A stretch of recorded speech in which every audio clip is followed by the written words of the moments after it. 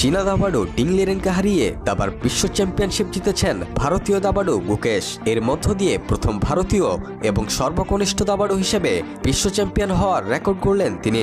18 বছর বয়সী গুকেশ 7.5/6.5 স্কোরে জিতেছেন। কিন্তু গুকেশের অভাবনীয় এই অর্জনের উল্লাসে পানি ঢেলে দিল রাশিয়ান দাবা ফেডারেশন।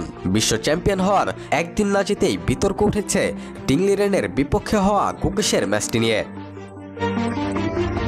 রাশিয়ান দাবা ফেডারেশনের প্রধান আন্দ্রে ফিলাতভের অভিযোগ, ডিং লিরেন ইচ্ছাকৃতভাবে ম্যাচ হেরেছেন। এ কারণে আন্তর্জাতিক দাবা ফেডারেশনকে তদন্ত শুরু করতে অনুরোধ করেছেন তিনি। বৃহস্পতিবার বিশ্ব চ্যাম্পিয়নশিপে লিরেনকে হারিয়ে দেন 18 বছর বয়সী গুকেশ। নিষ্পত্তি হওয়া ম্যাচটি চলছিল গত 25 নভেম্বর থেকে। ফলাফল বেরিয়ে আসে 14তম ম্যাচে, যাতে জিতে যান গুকেশ। এর আগে 13তম ম্যাচ পর্যন্ত দুজনের পয়েন্ট ছিল সমান। শেষ ম্যাচ জিততেই সর্বকনিষ্ঠ দাবাড়ু হিসেবে বিশ্ব চ্যাম্পিয়ন হন গুকেশ।